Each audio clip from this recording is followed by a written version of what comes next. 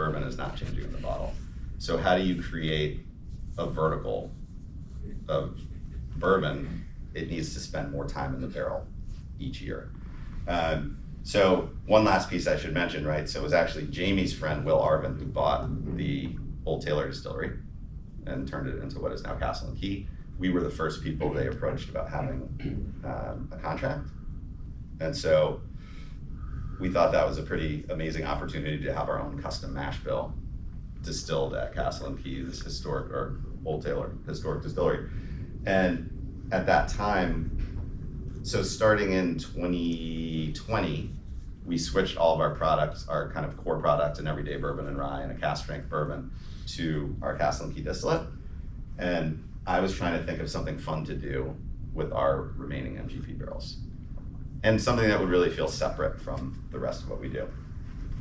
So the idea was, we had 450 barrels of 95.5 MGP rye that had been bought when it was about 1 year old, and all shipped to Kentucky, to Castle and Key. When all of the barrels were full, so imagine that they weren't all filled on the same day, but all the barrels are filled within a couple months of each other. When all of the barrels were full, I took 50 of the barrels and created a blend. Well, I mean, I pulled more than 50 barrels in terms of samples, so I can try different combinations. And we released a 4-year age statement bourbon. The remaining barrels stay behind. Obviously, a year later, now all your barrels are 5. Take a chunk of the barrels, do a blend, release a 5-year bourbon, or rye in this case. So we're doing it with both bourbon and rye. 6, 7, 8, 9, 10, 11, 12. So the idea is, if you collected this entire series, you'd have 9 years of age of the same whiskey, aging in the same place, with the primary difference being another year in the barrel. So if you flip your card over, you'll see the 4 different whiskeys you have in front of you. Some people got here a little early, which I appreciate, and they might have a little bit of knowledge, although I tried to hide it. So these are out of order. So I just thought it would be fun, I call it the vertical challenge, to see if you can guess which age is which, based on the taste. So they're out of order, and so just with your pen, you can just put down, you know, which one you think is, let's call them just 1, 2, 3, 4 from left to right. So if you thought 1 was the 8-year-old, then you'd put 1 down in the, where it says 8.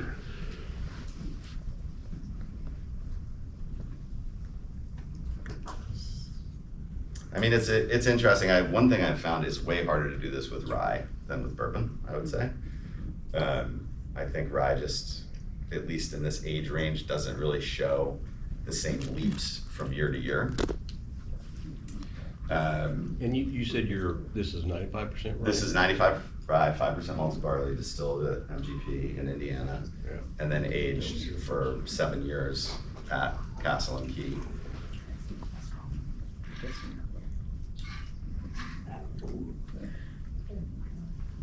So one thing I can tell you, the proofs are not all the same. The 5-year is 103, the 6 year is 108, the 7 year is 105, and the 8 year is 108. So they're all in a pretty similar range. You wouldn't mind saying that one more time? I mean, there was a bourbon Oh, yesterday. yeah. So the 5 year, 5 year is 103. The 6 year is 108. The 7 year is 105. And the 8 year is 108. I was pretty close. Thank you. You're welcome.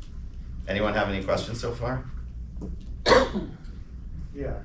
So when you were picking for the 4-year blend, Yeah. how do you try to allocate for the future? Like, you don't want to pick all your best barrels at 4 years, and then when it comes to 7, 8, 9, they're all like quality barrels. How did you plan that out? Yeah, it's a good question. I mean, I think that's the whole art of blending, right? Is a barrel that you might really not like as a single barrel can amplify something in a blend, because it can have, I mean, a lot of the single barrels that aren't great, I would just say lack balance. or sometimes they can be a little bit volatile, like a little too sharp. But if you have 3 barrels like that, you know, in combination of 50, or some of the barrels maybe have shorter finishes, but other barrels have longer finishes in the end. So the way we do it actually is I break them up into equal parts. So I'll take like, so let's say I was doing a 30 barrel blend. I would pull 45 single barrel samples, take equal parts of 5, put them in a new sample bottle, because you know, having 45 samples is pretty unwieldy. So now I've condensed my 45 samples down into 9 5-barrel blends, and they're equal parts. And I do that at random because there's gonna be so much randomness in the subsequent blending, right? So now I'm gonna do, and I call these blocks because they're, you know, blocks of barrels, blocks of flavor, building blocks, blending blocks. And now I have 9 blocks of 5, right? And I'm blending 6. So that would be hundreds of possible combinations of 6 out of 9. So then you go through, taste all 9 blocks. I write down my impression of those blocks, and then you just take your first pass. Let's try these together. How did we do? Let's pull out these 2 blocks, pull in these 2. Let's pull out this one, pull this one in. Because every time you do that, you're changing a pretty significant percentage of the blend. How do you account for every barrel is gonna have a different level? Yeah, that's the variability for sure. When you're blending younger stuff, it tends to be pretty consistent. Like because we do, you know, when we see the yields on when we're doing, you know, our everyday stuff, which is between 3 and 4 year old barrels, and then the cast strength that's 5 years old, the yields are pretty spot on. Certainly when you get to that, you know, older stuff, you might get a barrel that's light. And all I can say is, if you think about, even though this blending's really small, like the 8 year, for example, was a 32 barrel blend. If you had, you know, a couple of barrels and the fill levels obviously weren't identical, that's of course gonna produce some variability. But we've never had an issue with that. I mean, the other thing too is, think about this, even the blending samples, there's some variability, right? I mean, you're drilling from a barrel, the whole barrel hasn't been agitated together. So there's, you know, there's definitely some variability, but this is how we do everything that we do. And it works well. You know, as a consumer, I guess I kind of enjoy tasting something today Yeah, and knowing 5 years down the road, it's gonna be a similar flavor profile. Sure. You know, like your bigger distillers that can have Correct. hundreds and hundreds of barrels and stay with a consistent flavor profile. exactly. But I see a lot of, maybe out of necessity, that you gotta get product out, they're doing more, if you like it this year, buy it, because it's gonna be different next year. So just as a consumer, I kind of miss that consistency of knowing that I can go to a Wild Turkey or something Of course. and know this is gonna taste the same if I'm drinking it today or buying a new bottle 5 years from now. Yeah. But that's just a consumer thing, that's not necessarily your Yeah, craft. I mean, I think also you have to, it's a really good point, but the way I think about it is, and I think this is where you see a lot more creativity in bourbon or American whiskey today, is someone coming at it from a different perspective. Because But it's the fact that I Yeah. can get this again. Yeah, I really like this. I don't wanna buy a case of it today. yeah, You know, I'd like to be able to buy another bottle in a couple of years and say, I really like this, and it's part of what I have. in it's my interesting cellar. though, so I agree with you, and from my perspective as a wine person, it's kind of the fun, you come across something and like, you're like, this 8 year is my favorite, I love this, I know I'm never gonna be able to get it again. I am gonna buy 6 bottles and stash it away, just like people do with their wine, and then it's kind of precious in that way. You get down, like you bought 2 cases of some wine you love, and maybe a couple times a year you get into it. But you brought up another good point too though, right, is part of, it's not even so much about getting product out, it's that I was looking to do something different. The big guys have, obviously, those are massive operations. right? And so it takes a bunch of people working in a lab, a team of 20 people on the sensory team. Like it's a massive operation, and kudos to them to produce that consistent product. The other advantage they have though is the sheer scale, right? Because kind of like you were talking about, if you do the size blends that the big guys do, which would be 1,053 gallon barrels in the tank, if you have a several barrels or a bunch of barrels in there that are anomalies, it doesn't matter, right? They're just gonna get swallowed up by the volume. So if you look at how the big guys make their stuff, at least the sort of the everyday stuff, it's 1,000 barrels, it's chill filtered, they're going for a lower proof.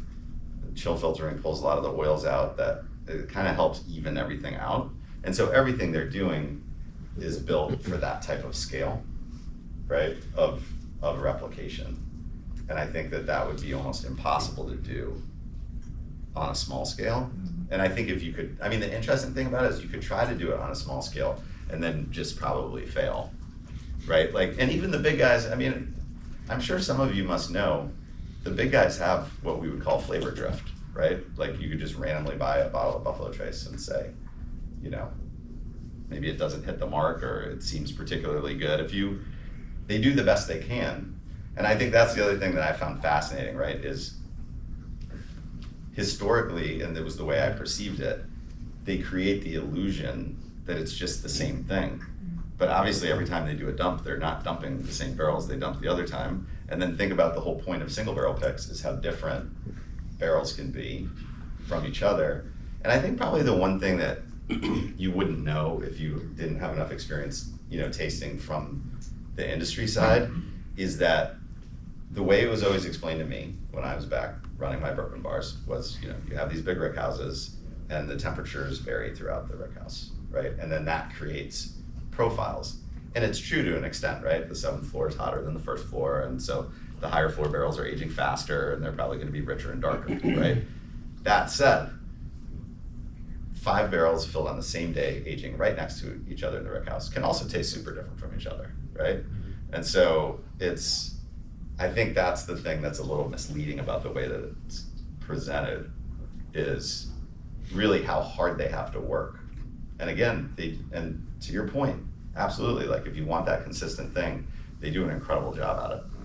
It also gets into, one thing that I've seen recently is a lot of people are going back to the bourbons that are 20, 30, 40 years old and finding that Elijah Craig's small batch or pirate bottles, as they'll call them, from 15 years ago or so, whenever they started, taste drastically different than the ones that they're still blending in the same way today. So it's, I don't know if it's the grain is different, the wood is different, Yeah. the climate's different, but the same A lot of mash bill factors. with the same grain from the same farm can taste completely different 20 years later. Yeah. Yeah, and that's what I found interesting too, right, is they're just kind of leaning into the idea that it's just like, it just goes and goes and goes and it always tastes the same. But it's a pretty hard, it's a hard thing to do. It's hard to do, and it's hard to do on a small scale where, like even like think about us, the way we don't have a lot of control over where so we contract distill, we contract bottle, we contract warehouse. So the barrels are kind of spread out. And so we don't have a lot of control over, oh, we're doing a blend and if you pull this many barrels from the 5th floor of warehouse J and this many barrels from the 3rd floor of warehouse H and try to put together, we don't have that level of control. So we kind of have to lean in to the other side, which is just leaning into the variability. I mean, I also think too, right, in wine, it's sort of the opposite of bourbon, just from the standpoint of all the wine that's made to taste consistent, at least, and I'm saying this is like from, if you look at it from like the wine snob perspective, is not good. Like supermarket grocery wine that's meant to just be homogenous. And quote unquote real wine is made by people who are taking the grapes that they get and letting the wine be an expression of the way the grapes grew that year. Does anyone, I mean, we don't have to get sidetracked on wine, but the level of manipulation of supermarket wine is pretty dramatic. It's not a natural product, right? It's filled with sugar and citric acid. They spin it to get rid of alcohol so then they can add more sugar back in. I mean, it's, if you go into a supermarket and you're like, wow, this wine is $9, like it was made in a factory and they're adding a lot of stuff to it. I mean, if you're drinking a Merlot, you're pretty consistent that there'll be a flavor profile on most Merlots. The weather changes, that's gonna throw it off. Sure. The individual vintage will change it, but, I mean, there is some consistency in wine, just somebody's using 100% Merlot, it should taste pretty much the same a couple years down the road, shouldn't it? Unless, depending on where it's from though. Depending on the changes in the weather over the time, Well, or, whether it's grown in France or whether it's grown in California. I mean, that alone, I mean, that's Yeah, well, that's why the yeah. wine world is broken up into the old world and the new world, which is basically like a cooler climate versus warmer climate, because grapes, you know, it's like if you, I mean, here's what's fascinating about wine. I love whiskey drinking women. They understand the things I do. They never beg me to stop drinking.